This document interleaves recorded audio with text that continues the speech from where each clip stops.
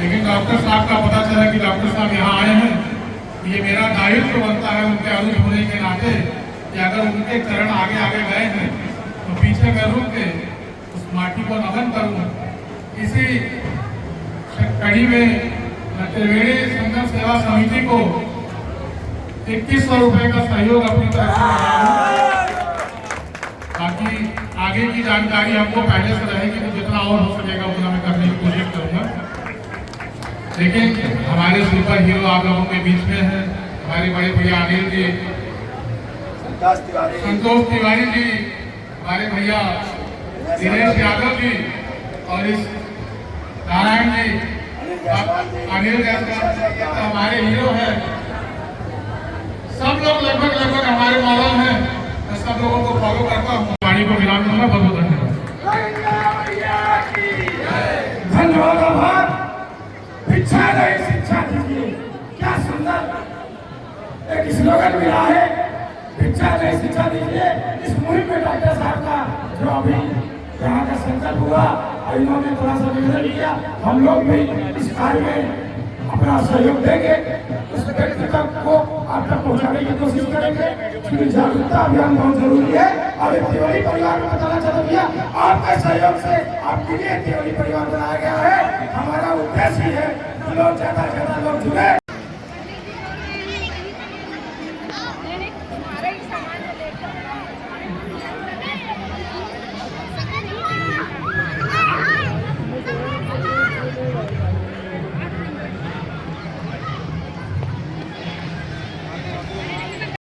ये बहुत ही बड़ा आभार है। आप लोगों को इन बातों को बहुत खुश होना चाहिए और इनका आभार प्रकट करना चाहिए। साथ ही साथ आप लोगों को हर साल यथावत की जोड़ी हो उस सहयोग करना चाहिए। जय श्री राम। हम सबके बीच में त्रिवेणी संगम सेवा समिति महिला प्रयागराज सर्व जाति कन्या सामूहिक विवाह, ये चतुर्थ वर्ष आज के इस कार्यक्रम के मुख्य अतिथि, जोरदार तालियों से स्वागत होना चाहिए।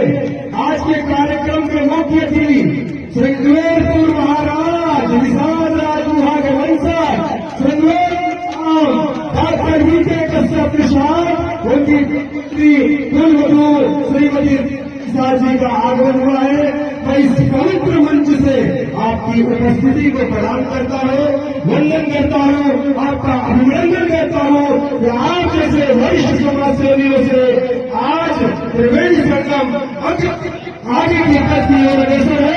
आपका हृदय से आभार, तालियों से आपका स्वागत। श्री रामचंद्र की जय। नीलमगिरी को माला दीजिए, आगे सभी भाई भाई से मुख्यमंत्री का स्वागत कीजिए। और आपसे महंत योगी आदित्यनाथ महाराज जी का आगमन हुआ था प्रथम बार श्रृंगेरपुर में, जो कि वंशज डॉक्टर वीके कश्यप जी हैं।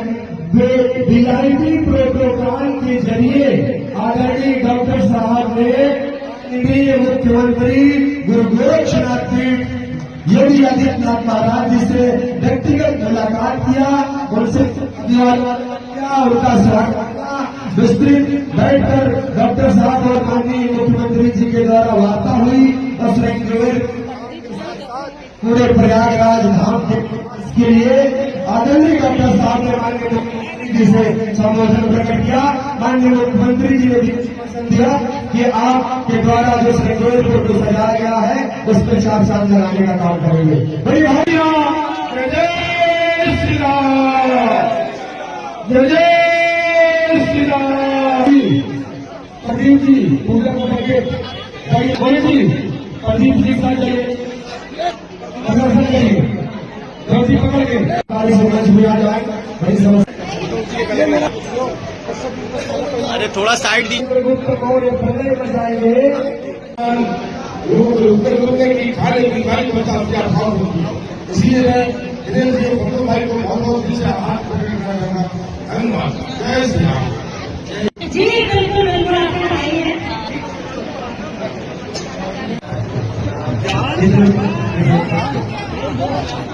जी के द्वारा किया जा रहा है। एक मुख्य अतिथि जी का जाएंगे।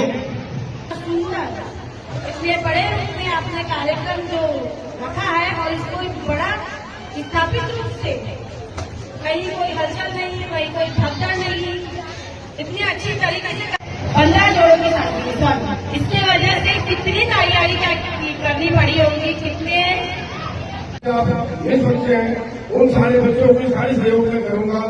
मैं चाहता हूं कि अपने देश में, प्रदेश में, अपने शहर में, अपने मोहल्ले में कोई भी बच्चा अशिक्षित न रहे, शिक्षा मांगे, भिक्षा न मांगे।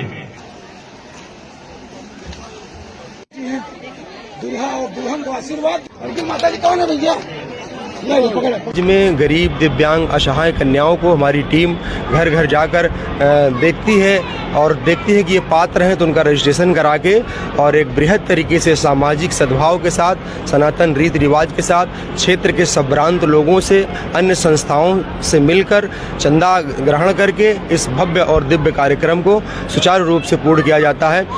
पत्रकार महोदय, मैं आपको अवगत करा दूं कि आज आपने देखा होगा कि समाज में जो माता पिता धन के अभाव में अपनी बच्चियों का विवाह नहीं करा पा रहे हैं, कहीं आगरा, मथुरा और कहीं गुजरात जैसी जगहों पर उनका विवाह कर दिया जा रहा है और उनको देखने की सूरत नहीं ले जा रही। कई बच्चियों ने फांसी लगा ली, कई कुछ समस्याएं हुई, कई को तो वहाँ विवाह के बाद गलत काम भी कराया गया। तो हम लोगों ने एक मंच तैयार किया, उस मंच के माध्यम से समाज में ऐसे परिवारों को एकजुट करके उनका सामूहिक विवाह करने का निर्णय लिया गया। जी, इस सामूहिक विवाह के मुख्य अतिथि के रूप में निषाद राज गुहराज वंशज डॉक्टर BK कश्यप, कुलवधु श्रीमती रीता निषाद जी रही हैं और उन्होंने बहुत ज़्यादा सहयोग किया और प्रतिवर्ष उनका विशेष सहयोग त्रिवेणी। गरीब, निर्धन, असहाय हैं, जो माता पिता शादी विवाह कर नहीं पा रहे हैं और जोड़े हैं, तो उन वैसे जोड़ों का हम लोग चुनाव करते हैं और फिर त्रिवेणी संगम सेवा समिति में उनका रजिस्ट्रेशन करवा के समिति की ओर से सभी दानदाताओं के सहयोग से सामान एकत्र होते हैं जो दान स्वरूप, उपहार स्वरूप बेटियों को दिए जाते हैं। समिति पूरे वर्ष इसी कार्य के लिए लगी रहती है पूरी तरीके से। हम पूरे साल जो भी जोड़ों का हमारे पास आता है रजिस्ट्रेशन, तो हम पूरा वेरिफिकेशन करते हैं कि वाकई में धरातल पे जाके ये जोड़ा वाकई निर्धन है, नीडी है या नहीं। उसी के अनुसार जब हम पूरा वेरीफाइड कर लेते हैं तभी उन जोड़ों का चुनाव करते हैं। फिर हमारी समिति उस शादी के आयोजन में लग जाती है और बड़े बड़े दानदाताओं और पूरे वर्ष 12 महीने हम लोग थोड़ी थोड़ी धनराशि इकट्ठा करते रहते हैं सभी सदस्य मिलके, जिससे सुचारू रूप से एक कन्या सामूहिक विवाह का कार्यक्रम अच्छे से चलता रहता है। जो अपने पास से हो पाता हो तो करते हैं। साथ ही साथ लोगों से चाहे थोड़ा चंदा हो या ज़्यादा हो, किसी को मना भी नहीं करते कि आप 10 रुपये क्यों दे रहे हैं। दिनेश यादव जी और संतोष जी और साथ में त्रिवेणी संगम के जो है सेवा समिति के सारे समूह ने, परिवार ने ये जो मुहिम उठाई है, ये बहुत बड़ी बात है। लोगों के घरों में एक शादी पड़ती है तो पूरा परिवार छिन्न-भिन्न हो जाता है कि बिस्तर कैसे लाएं, खाना कैसे बनवाएं, हलवाई कहाँ से लाएं, पानी कहाँ से आए, लाइट की व्यवस्था है कि नहीं है। ईश्वर की ऐसी मेहरबानी है त्रिवेणी संगम सेवा समिति की। आप देखिए क्या सारी व्यवस्थाएं हैं, लोग आराम से आके शादी विवाह भी कर रहे हैं, बैठे हैं मंडप के नीचे, दूल्हा दुल्हन उनके परिवार लोग खाना भी खा रहे हैं। और साथ में साथ आप देख रहे हैं हर जोड़ों के साथ 15 जोड़ा है, 15 जोड़ों को मतलब पूर्ण रूप से सारा सामान दिया गया है। बेड दिया गया है, बिस्तर दी गई है, बर्तन दिया गया है, साथ में अलमारी दी गई है, श्रृंगारदान दिया गया है, कंबल चादर दिया गया है। ये सारे प्रथम प्रयास जो है हमारे जो है छोटे भाई अनुज, दिनेश यादव जी, संतोष त्रिपाठी जी और त्रिवेणी संगम की सारी टीम, सारे सदस्यों ने बड़ी मेहनत से किया।